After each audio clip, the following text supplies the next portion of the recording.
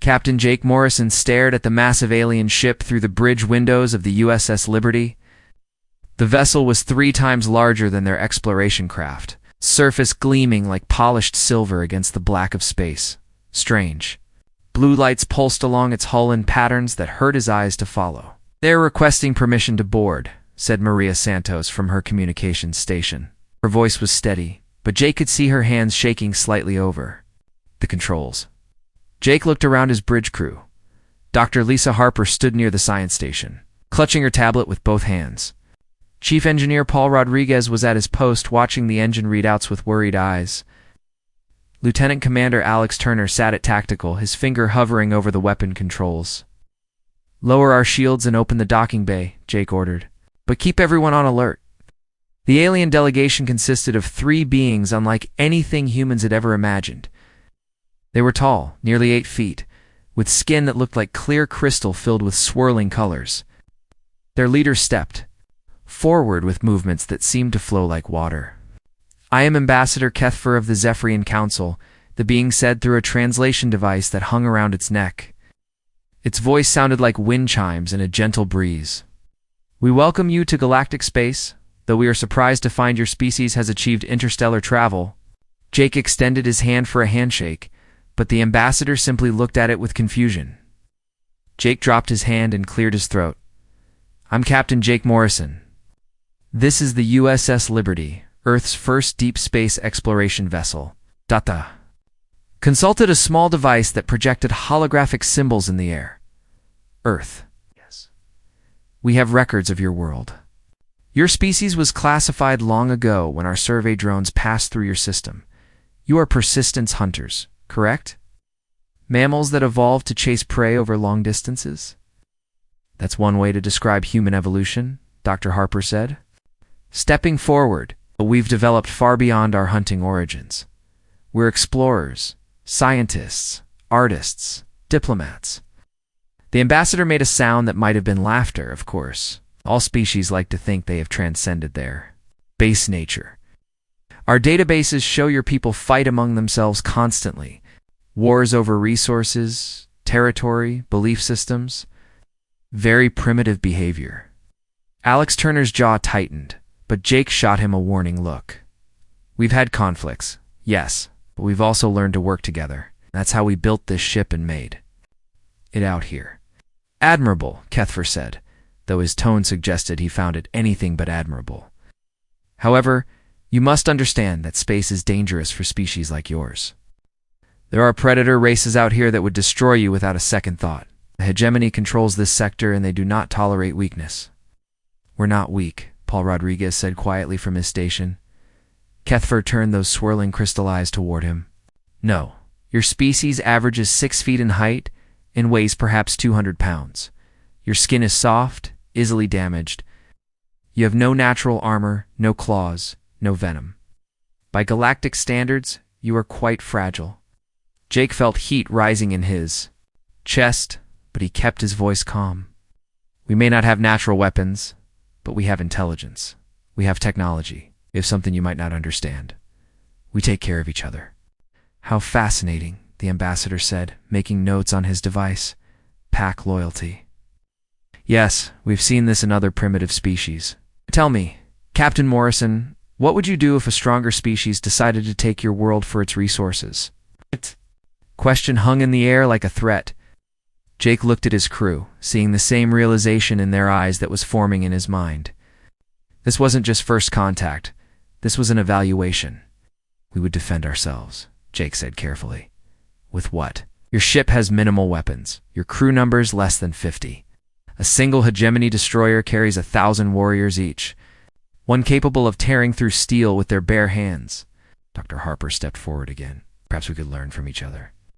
Humans have always been adaptable. We've survived ice ages, plagues, natural disasters.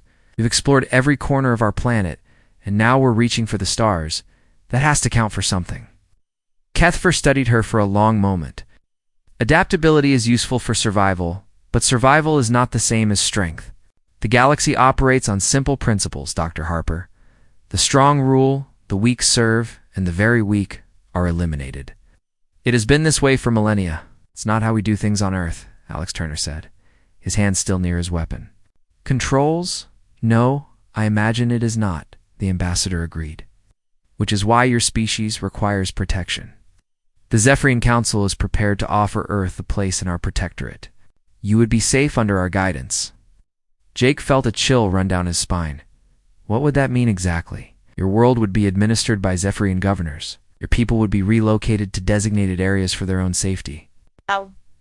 Resources would be managed efficiently to benefit the greater galactic community. In return, you would be protected from the hegemony and other hostile forces. That sounds like conquest dressed up in pretty words, Chief Carter said from where he stood near the door. Jake hadn't noticed the security chief enter, but he was grateful for his presence. Kethfer's crystalline features shifted into what? Might have been a frown. Chief Carter, is it? Your psychological profile indicates high levels of protective aggression. Such traits can be problematic in civilized space. You have psychological profiles on us? Jake asked, alarm bells ringing in his head. Of course. We have been monitoring your species for decades. Your entertainment broadcasts are quite revealing. So much violence, so much conflict. It is clear your people have not yet learned to control their primitive instincts. Danny Carter took a step forward, his hand moving instinctively toward his sidearm. Maybe that's because we haven't had anyone try to take our freedom away yet. The tension in the room was thick enough to cut with a knife. Jake could see his crew preparing for a fight they couldn't possibly win. The ambassador seemed to sense it too, because his colors shifted to a cooler blue. There is no need for hostility, Kethfer said smoothly. This is merely a discussion between civilized beings. However, I think it would be beneficial for your crew to see the reality of galactic politics before making any hasty decisions. We would like to invite you to accompany us to Kepler Station. Jake asked. The ambassador's colors swirled faster. That would be most unwise, Captain. Your ship has suffered damage to its faster-than-light drive, has it not? Our scans detected the problem when we first encountered you. Without repairs, you would be stranded here, far from home. Paul Rodriguez cursed under his breath. The FTL drive had been acting up for weeks, but they thought they had hidden the problem well enough. Kepler Station has excellent repair facilities, Kethfer continued, and you would have the opportunity to meet other species to understand your place in the greater galactic community. Consider it an educational experience. Jake looked around at his crew one more time. They were trapped, and they all knew it. Their ship was damaged, they were outnumbered, and they were light years from home. But there was something in the ambassador's tone that made Jake's skin crawl. This wasn't a rescue. This was something else entirely. We'll come with you, Jake said finally. But we maintain control of our ship and our crew. Naturally, Kethfer agreed, though his swirling colors suggested amusement. I am certain this will be a most enlightening experience for all involved. Kepler Station was a massive structure that dwarfed anything humans had ever built.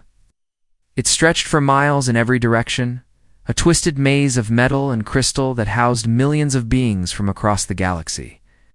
Captain Jake Morrison stood at the observation deck of the USS Liberty, watching alien ships come and go like insects around a hive.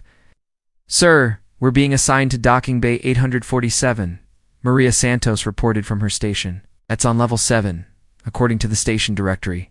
Paul Rodriguez looked up from his engineering console with a frown. Level 7? How many levels does this place have?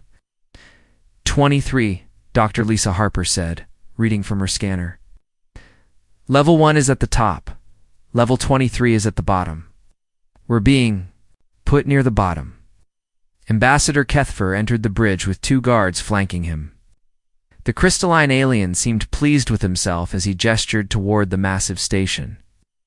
Welcome to Kepler Station, the administrative center for this sector. You will find it most educational. Why are we being assigned to level 7? Jake asked directly. Each level corresponds to a species classification, Kethfer explained. Level 1 houses the hegemony command staff. Level 2 is for primary warrior races, Level 3 for secondary military species, and so on. Level 7 is designated for auxiliary species, those who provide support services. Chief Danny Carter stood up from his chair. Support services? Maintenance? Food preparation? Basic labor? The ambassador said casually. Nothing too demanding for your capabilities. Alex Turner's hand moved toward his weapon, but Jake caught his eye and shook his head slightly. They were still outnumbered and outgunned. We're explorers and scientists, not laborers. Of course, Kethfer said, but you must understand, the station operates on a strict hierarchy. Each species has its place based on its natural abilities. It would be chaos otherwise. The docking procedure took 2 hours.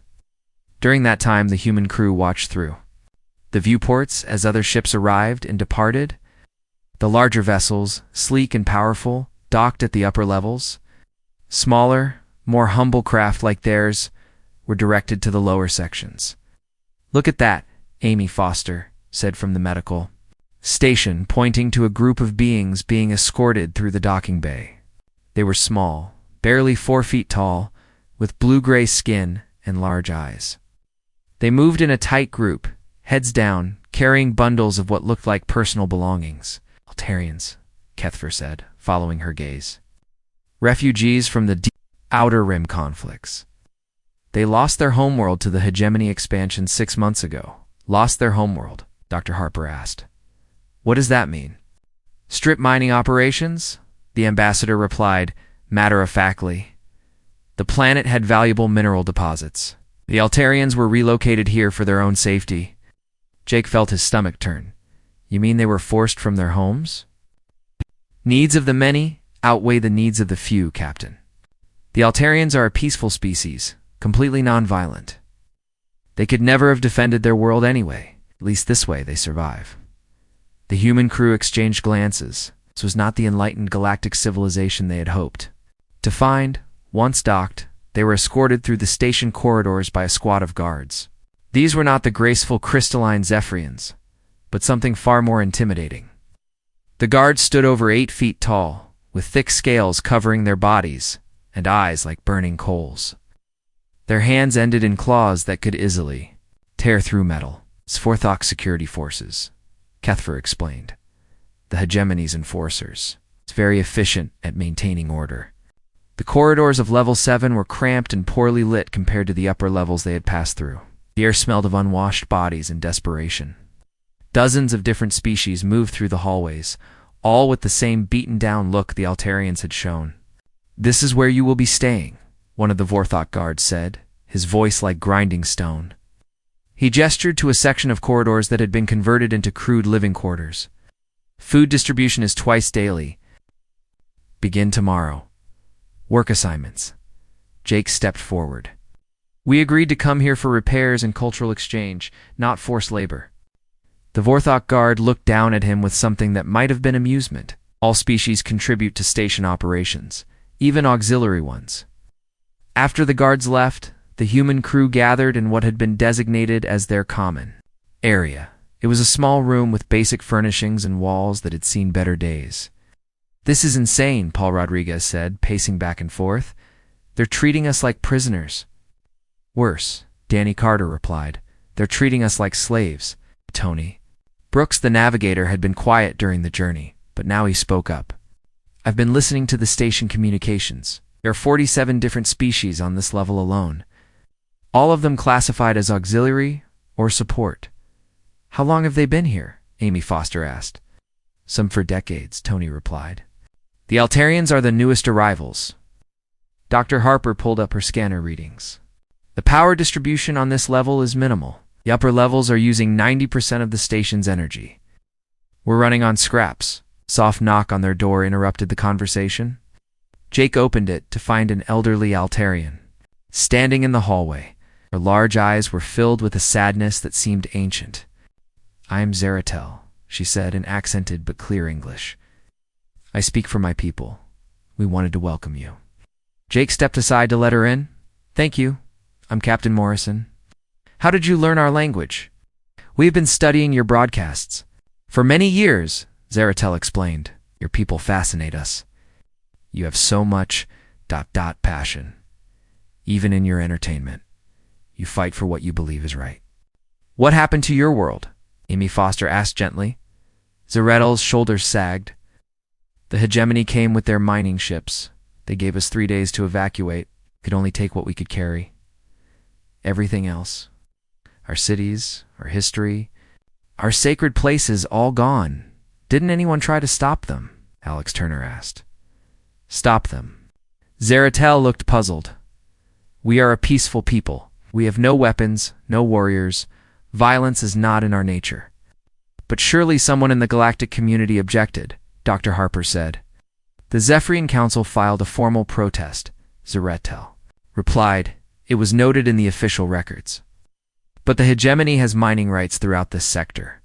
Legally, they did nothing wrong. The room fell silent. Jake felt a cold anger building in his chest. This was systematic oppression dressed up as law and order. How many worlds have they taken? He asked as Zarettel said quietly. Any world that has resources they want, and people too weak to defend it? The pattern is always the same. Survey, evacuate, strip mine, move on. Danny Carter stood up suddenly. What about Earth? Are we on their list? Zarettel's large eyes met his. I do not know. But your world has many resources. Now the hegemony always needs more. After Zarettel left, the human crew sat in stunned silence. The reality of their situation was becoming clear. This wasn't first contact with an advanced civilization. This was contact with a galactic empire built on the exploitation of weaker species. We need to get word back to Earth, Jake said finally. Our communication array is still down, Maria Santos reported. And even if it wasn't, we're too far out. It would take months for a message to reach home. The FTL drive? Paul asked hopefully. Paul Rodriguez shook his head. I've been working on it, but the Vortex are only letting me use basic tools. They're making sure we can't leave. So we're stuck here, Alex Turner said. For now, Jake replied.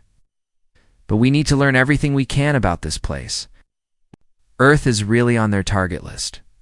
We need to find a way to warn them. Tony Brooks had been studying his tablet during the conversation. Captain, I've been analyzing the station's structure.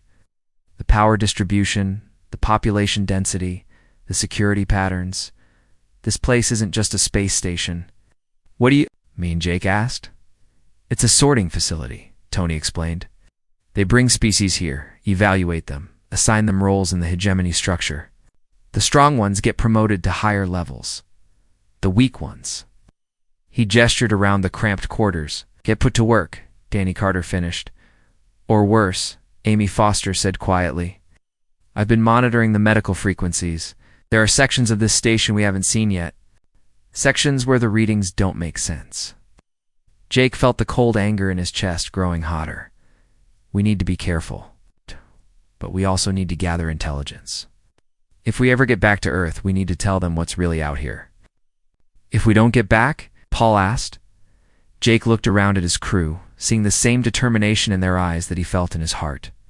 Then we make sure they regret underestimating the human race. 3 months had passed since the USS Liberty arrived at Kepler Station. Captain Jake Morrison had watched his crew adapt to their new reality with a mixture of pride and growing anger. They worked the assigned shifts in the maintenance tunnels, in food preparation areas, but they also gathered information. Dr. Lisa Harper had made friends with species from across the galaxy, learning their languages and their stories. Each tale was the same, a peaceful world, rich in resources. Suddenly, claimed by the hegemony, the inhabitants relocated to stations like this one, classified as auxiliary species, put to work supporting the very system that had destroyed their homes. Paul Rodriguez had mapped every maintenance tunnel and power.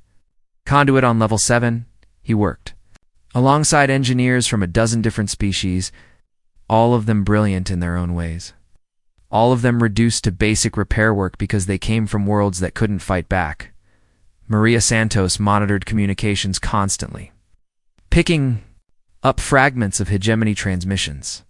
What she learned made her blood run cold, but she kept working, kept listening, kept recording everything. The breaking point came on a Tuesday morning, station time. Jake was in the common area, reviewing Tony Brooks' latest intelligence reports when Zarettel burst through the door. The elderly Altarian was shaking, her large eyes filled with terror. "Captain Morrison?" she gasped.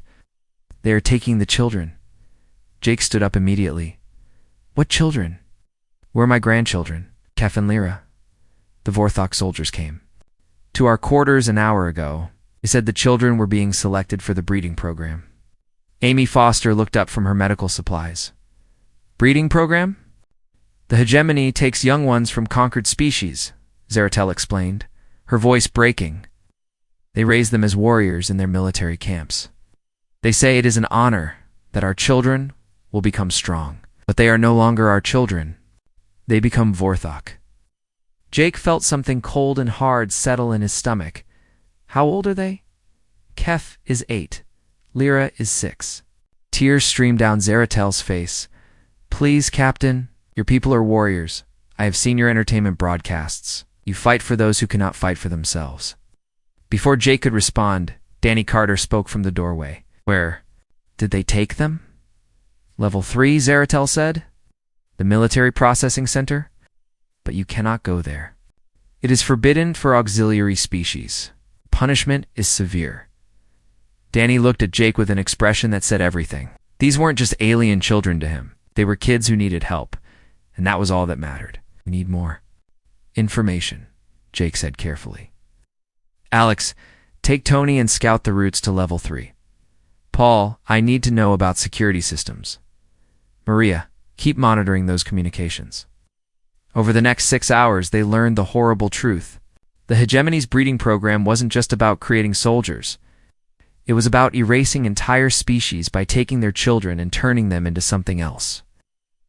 Kef and Lyra would be subjected to genetic modification, psychological conditioning, and combat training until nothing remained of their gentle Altarian nature. Sir Maria Santos called from her monitoring station. "I'm picking up something big. There's a transmission coming in from the Hegemony High Command." She put the signal through the speakers. The voice that came through was cold and mechanical. Speaking in the harsh language of the Vorthok Empire, Maria's translation program worked to convert it to English. "Fleet Commander Grax, you are ordered to begin Phase 2 operations immediately. Target designation, Sol System, 3rd planet. Survey indicates significant mineral wealth and a population suitable for labor conscription. Estimated resistance, minimal." Jake felt the world stop around him. Sol System, 3rd planet. Earth. "When?" he asked, his voice barely a whisper. Maria adjusted the controls, trying to get more of the transmission. Fleet deployment in 6 standard months. Initial bombardment will target military installations. Population centers will be secured for processing. Estimated civilian casualties. Acceptable." The transmission ended, leaving the room in deadly silence. 6 months, Dr. Harper said, her face pale. "They're going to attack Earth in 6 months. 7 billion people," Paul Rodriguez whispered. "They're talking about 7 billion people like they're just numbers." Tony Brooks was studying his tablet with shaking hands. "The fleet they're assembling. It's massive. 300 ships. Earth doesn't have anything that could stop that." Jake stood up slowly, feeling something fundamental change inside him. For 3 months, they had played by the rules, kept their heads down, gathered information. They had told themselves they were being smart, being diplomatic, but while they were being careful, children were being stolen, and their homeworld was being marked for destruction. "We have to warn Earth," Alex Turner said. "How?" Maria asked. "Our communications are still blocked, and even if they weren't, a message would take months to reach home." "We need to get to one of the upper levels," Jake said. "Command centers. Have quantum communicators. Instantaneous transmission across the galaxy." "That's impossible," Paul said. "The security on the upper levels is too tight. We'd never make it past level 5. "Then we make it possible," Danny Carter said quietly. Everyone turned to look at him. The security chief had been standing near the wall, listening to everything. Now he stepped forward, and there was something different in his eyes. "Something dangerous, Chief?" Jake asked. "Those kids," Danny said. "Kef and Lyra, they're still on level 3. The processing takes 72 hours. We still have time." "Time for what?" to get them back. And while we're at it, to send that message to Earth. Dr. Harper looked at him like he had lost his mind. Danny, it would be suicide. There are thousands of Vorthok soldiers on this station. Maybe, Danny replied. I've been watching them for 3 months. I know their patrol patterns, their shift changes, their weaknesses. And I know something else. What? They think we're harmless? They think humans are soft, weak, afraid of violence. They've classified us as auxiliary because they believe we can't fight. Jake studied his security chief's face. Danny Carter was a career military man who had served in 3 different conflicts on Earth. He had joined the exploration mission because he wanted to see humanity reach for the stars, not because he was afraid of a fight. What are you suggesting? Jake asked. I'm suggesting they're about to learn why humans survived ice ages, plagues, and predators that were bigger and stronger than us. Danny's voice was calm, but his eyes burned with something that made Jake remember why persistence hunters had once been the most feared predators on Earth. This isn't just about saving 2 children, Amy Foster said. It's about saving our entire species. Then we do both, Jake decided. But we do this smart. We're not going in shooting. We're going in human. What does that mean? Paul asked. Jake looked around at his crew, seeing the same determination in each face that he felt in his own heart. It means we use what makes us human, our intelligence, our creativity, our refusal to give up, and most importantly, our ability to work together. The Vortex rule through fear and strength, Dr. Harper said, understanding dawning in her eyes. They can't imagine anyone fighting back without those things. Exactly, Jake replied. They're expecting us to either submit or charge at them like berserkers, not expecting us to think our way through this. Tony Brooks was already pulling up station schematics on his tablet. If we're really doing this, we need to move fast. I've been tracking the hegemony fleet movements. That attack on Earth isn't really 6 months away. What do you mean? Jake asked. They lied about the timeline, Tony explained. Standard military deception. The real attack is in 3 weeks. They wanted to make sure no word got out in time. To matter? The room fell silent again, but this time it wasn't the silence of despair. It was the silence of predators preparing to hunt. Then we don't have a choice, Jake said finally. We save those kids. We warn Earth. And we show this galaxy what happens when you threaten the human race. Danny Carter smiled, and it wasn't a pleasant expression. Time to remind them why we made it to the top of the food chain on our world. Why we're going to stay there, Jake replied. The plan began at 0300 hours, station time, when most of the Vorthok guards were changing shifts. Danny Carter moved through the maintenance tunnels like a ghost. Using the maps Paul Rodriguez had drawn over 3 months of careful observation, every step was planned, every movement calculated. The first Vorthok guard never saw him coming. The massive alien was checking a security panel when Danny struck from behind, using a pressure point technique that dropped the 8-foot warrior. In seconds, Danny dragged the unconscious guard into a storage closet and took his weapon and access card. Phase 1 complete, he whispered into his communicator. Moving to position 2, levels above, Dr. Lisa Harper was putting her own plan into action. She had spent weeks befriending the Kelnorian medics who worked in the upper-level medical centers. Now she walked calmly through level 4, carrying a medical kit and wearing the blue uniform that marked her as auxiliary medical staff. Emergency on level 7, she told the Kelnorian supervisor, speaking in their clicking language that she had learned. Food poisoning outbreak. We need emergency supplies. The supervisor, a kind being named Chektar, immediately began gathering. Medicines. How many affected? He asked. 47 so far, Lisa lied smoothly. It's spreading fast. While Chektar prepared the supplies, Lisa quietly accessed the medical computer system. Her fingers flew over the controls, downloading floor plans for level 3 and information about the children's processing schedule. She also did something else. She began uploading a virus that Paul Rodriguez had created. A simple program that would slowly corrupt the station's security network. Phase 2 complete, she whispered. Data uploaded, virus deployed. On level 3, Amy Foster walked boldly through the military section, wearing the uniform of a Vorthok medical technician. The uniform came from a female guard who had made the mistake of entering a supply closet where Tony Brooks was waiting. Amy's small size worked in her favor. The uniform was loose, but the helmet covered her human features. She found the processing center where Kef and Lyra were being held. The two Altarian children sat in a small cell, holding each other and crying softly. Amy's heart broke seeing them, but she forced herself to stay focused. Medical inspection, she told the guard at the door, showing the access card Tony had.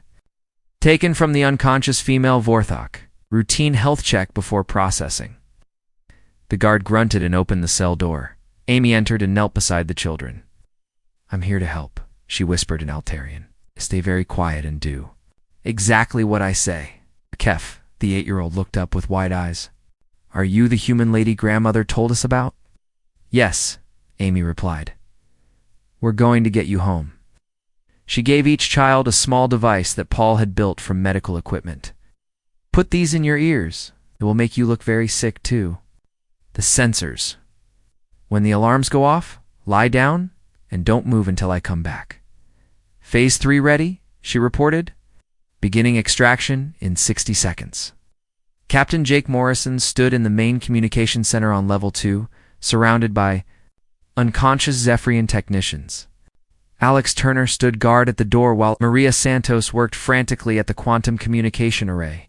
Getting to level 2 had required a carefully coordinated assault. Paul Rodriguez had shut down power to 3 sections simultaneously, creating confusion. Tony Brooks had triggered fire suppression systems in the barracks, forcing guards to evacuate. And Danny Carter had systematically taken out key security personnel with the quiet efficiency of a trained soldier, but it was working too well. The aliens were responding exactly as the humans had predicted, with confusion instead of organized resistance. They'd never faced an enemy that fought smart instead of strong. "How much longer?" Jake asked Maria. "Almost there," she replied, her hands flying over the alien controls. "The quantum transmitter is online, but I need to break through their encryption." An explosion echoed through the station. That was Paul's signal. He had just blown up the main security computer core, ensuring that reinforcements would have trouble coordinating their response. "Got it," Maria shouted. "Channel open to Earth." Jake grabbed the communicator. "Mayday, Mayday. This is Captain Jake Morrison of the USS Liberty. Priority Alpha emergency. Earth is under immediate threat. Repeat, Earth is under immediate threat." The response came back immediately from Earth Defense Command, Liberty. "This is Admiral Peterson. What is your status?" "Admiral, a hostile alien fleet of 300 ships is en route to Earth. Estimated arrival in 3 weeks. They intend to destroy our military forces and enslave our population. You need to evacuate the major population centers and prepare. Every defense we have? 300 ships? Morrison, what the hell have you gotten into out there?" "There's no time to explain everything, sir. Just trust me. These aliens see us as weak and primitive. They think we'll surrender without a fight. They're wrong." On level 3, alarms began blaring as Amy's devices triggered medical emergency protocols. The children collapsed, appearing to suffer from a deadly plague that Paul's virus had injected into the medical sensors. Vorthok guards fled the area, terrified of contamination. Amy quickly gathered Kef and Lyra, leading them through maintenance tunnels toward the evacuation point. But they weren't alone in the tunnels. Danny Carter was moving through the same passages, carrying an unconscious Vorthok commander who had made the mistake of getting in his way. "Amy, status report." Jake's voice came through the communicator. "Children secured. Moving to extraction point," she replied. "Danny, what's your position?" "Level 3 command center," Danny responded. "I've got their security chief. He's going to help us send a message." Danny Carter looked down at Commander Vextel, the Vorthok leader who had personally overseen the children's abduction. The alien was just regaining consciousness, his yellow eyes focusing on the human standing over him. "What? What are you?" Vexel growled. "I'm what you get when you threaten our kids," Danny replied calmly. Oh. Then he activated the station-wide communication system. "Attention all hegemony forces." Danny's voice echoed through every speaker.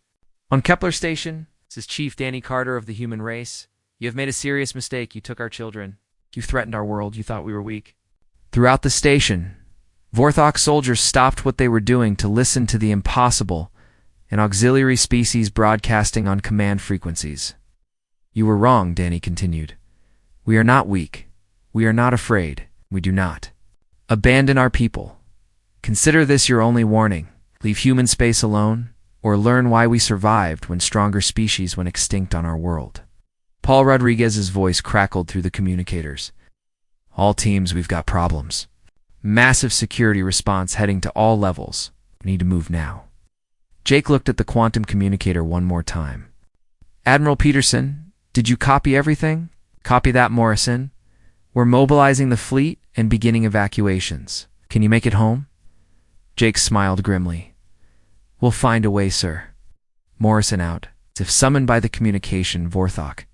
Soldiers began pouring into Level 2. Alex Turner's weapon fire echoed through the corridors as he held them back. But there were too many. Jake, Alex shouted, we need to go now. But as they ran through the corridors toward their extraction point, Jake realized something had changed on the station. They passed groups of auxiliary species, Altarians, Kelnorians, dozens of others, and instead of cowering in fear, they were standing up. Some were blocking corridors to slow down Vorthok patrols. Others were opening security doors for the fleeing humans. What's happening? Rhea asked as they ran. Tony Brooks, monitoring station communications as they moved, had the answer. Other species heard Danny's broadcast. They're fighting back. All of them. For the first time in centuries, the auxiliary species of Kepler Station were refusing to submit. The humans had shown them something they had forgotten, that being peaceful didn't mean being helpless. Amy. Foster reached the extraction point first, carrying little Lyra while Kef ran beside them. Paul Rodriguez was waiting with the access codes to get them back to the USS Liberty. Danny Carter arrived moments later, having fought his way through 3 squads of Vorthok soldiers. Everyone here? Jake asked as they reached their ship. All present, Alex confirmed. But Jake, look at this.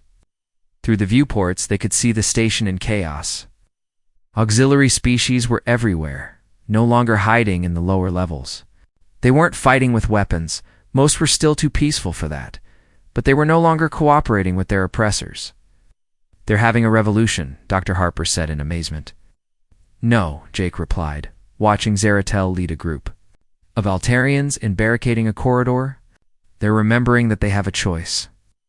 Danny Carter looked at the tactical display showing Vorthok forces trying to restore order. Sometimes all it takes is one person willing to stand up. Then everyone else remembers they can stand too. Get out of here, Jake ordered. We have a message to deliver to Earth, and I have a feeling this is just the beginning. As the USS Liberty pulled away from Kepler Station, Jake realized that everything had changed.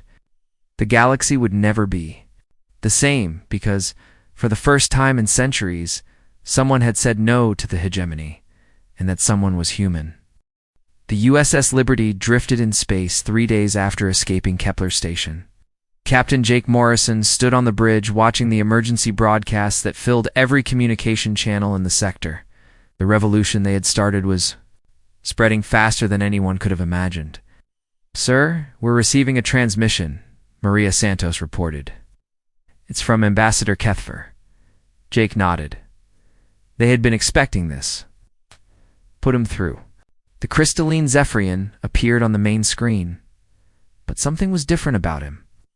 His usual calm colors were swirling rapidly, and his posture seemed less confident than before. Captain Morrison, Kethfer began, the Zephyrian Council, requests an immediate meeting. The situation in this sector has become ... complicated. Complicated, Jake replied. That's one way to describe a revolution. Indeed. We are prepared to discuss new terms for Earth's membership in the galactic community. Jake felt a smile tugging at his lips. New terms? What happened to the protectorate arrangement? Kethfer's color shifted to deeper blues. Recent events have required us to reassess our initial evaluation of your species. Perhaps we were ... hasty in our classifications. Dr. Lisa Harper stepped forward. What about the other species? The Altarians, the Kelnorians, all the others you classified as auxiliary? That is part of what we wish to discuss, the ambassador replied. The Council is prepared to review all current classifications and territorial arrangements. And the hegemony? Alex Turner asked. What about their planned attack on Earth? Kethver's crystalline features seemed to dim. The hegemony fleet has been ... delayed. Internal security issues are requiring their immediate attention. Jake exchanged glances with his crew. The revolution was working. The auxiliary species across dozens of star systems were refusing to cooperate, and without their support, the hegemony's vast empire was starting to crumble. We'll consider your meeting request, Jake said finally. But first, we want to return the Altarian children to their grandmother. 2 hours later, the Liberty docked with a small Altarian transport ship. Zeratel was waiting in the docking bay, tears streaming down her face as Kef and Lyra ran into her arms. Grandmother, Lyra cried, hugging the elderly Altarian tightly. The humans saved us, just like in their stories. Zeratal looked up at Jake with eyes full of gratitude. Captain Morrison, how can we ever repay you? You don't need to repay us, Jake replied. That's what people do for each other. We help when help is needed. But you risked everything, Zeratel said. Your ship, your crew, your lives, who are not even your own species. Danny Carter stepped forward.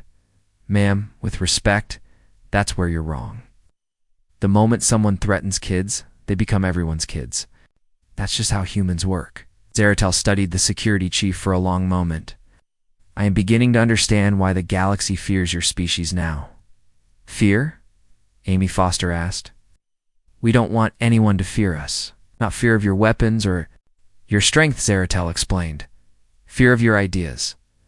For 10,000 years, the strong have ruled the weak in this galaxy. It was the natural order. But you have shown something different. You have shown that the strong can choose to protect the weak instead of dominating them.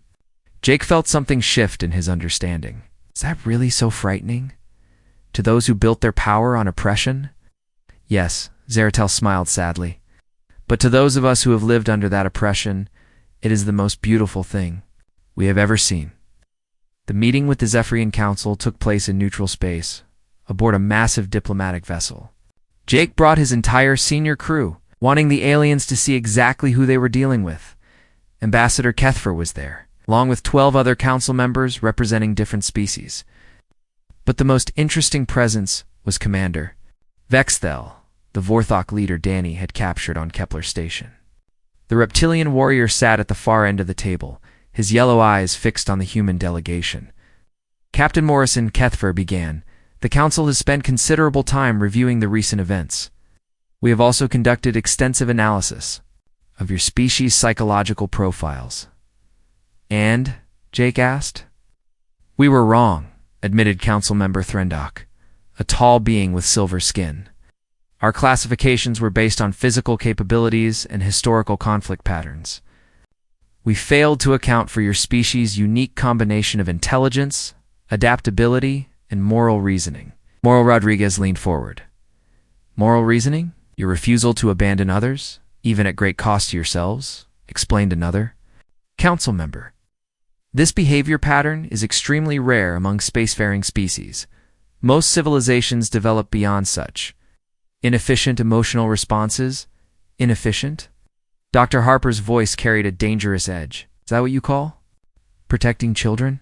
Commander Vexthal spoke for the first time, his gravelly voice filling the chamber. No, Dr. Harper. That is what we called it before, and we have seen the results. All eyes turned to the Vorthok commander. Jake studied the alien warrior, noting the fresh scars on his scaled hide. Explain, Jake said. Vexthal leaned forward, his massive hands flat on the table. For 3 days, I have fought to restore order on Kepler Station. 3 days against species we had classified as completely nonviolent. Do you know what I found? Jake waited. They would not fight us with weapons, Vexthal continued. They would not obey us either. Maintenance workers shut down life support systems. Food preparation staff stopped preparing meals. Medical personnel refused to treat hegemony soldiers. Transport operators would not move our equipment. Sounds Like they grew backbones, Tony Brooks observed. More than that, Vexel replied. They learned something from watching your crew. They learned that choosing not to fight is different from being unable to fight. And they learned that sometimes not cooperating is the strongest form of resistance. Council. Member Threndek activated a holographic display showing star charts. The pattern is spreading across 47 systems. Auxiliary species are refusing to provide support services. Without their cooperation, hegemony military operations have ground to a halt. The attack on Earth? Jake asked. Cathver replied, the fleet cannot operate without support from conquered worlds. Those worlds are no longer willing to provide that support. Jake looked around at his crew, seeing the same amazement in their faces that he felt. They had started a revolution simply by refusing to abandon 2 children. So what happens now? Maria Santos asked. We rebuild, Kethver said. The galactic community must learn to function without the hierarchy system. It will not be easy. Some species will resist the changes. Commander Vextel made a sound. That might have been laughter. The Hegemony Council has ordered me to negotiate new treaties with auxiliary species. Treaties that recognize them as equals. Will you do it? Jake asked. The Vorthok warrior studied him for a long moment. Captain Morrison, 3 months ago I would have killed you without hesitation for interfering with military operations. I watched a 6-year-old Altarian child offer medical aid to one of my wounded soldiers. She had no reason to help him except that he was hurt. Vexel paused, his yellow eyes reflecting something Jake had never expected to see in a hegemony warrior doubt. Out! If a child can choose compassion over revenge, Vexel continued, perhaps it is time for warriors to learn new ways as well. The negotiations took 3 weeks. In the end, Earth was granted full membership in the galactic community with complete territorial autonomy. The classification system was abolished, replaced by a new structure based on cooperation rather than domination. Jake stood on the Liberty's bridge as they began their journey home to Earth. Through the viewports, he could see dozens of ships from different species, all heading in different directions to spread the news of the changes. It will work? Alex Turner asked. It's working already, Amy Foster replied, pointing to the display screen showing communications traffic. Look at all those species talking to each other as equals for the first time in centuries. Danny Carter joined them at the viewport. You know what the really funny part is? What's that? Jake asked. The aliens were right about us being dangerous, Danny said with a grin. They just didn't understand why. It's not because we're strong or violent. It's because we refuse to accept. That might makes right.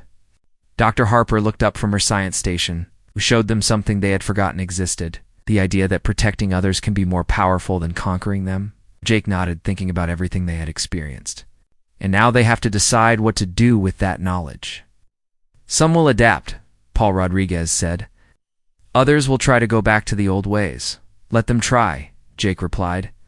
They'll find out what happens when you underestimate the human race. The USS Liberty jumped to faster than light speed. Heading home to Earth, Jake realized that their mission of exploration had succeeded beyond their wildest dreams. They hadn't just discovered alien life, they had helped change the course of galactic civilization, and they had done it by being completely unapologetically human. Behind them, across dozens of star systems, former auxiliary species were taking their first steps as free beings. Children were growing up in a galaxy where strength was measured not by the ability to dominate others, but by the willingness to protect them. The galaxy Wu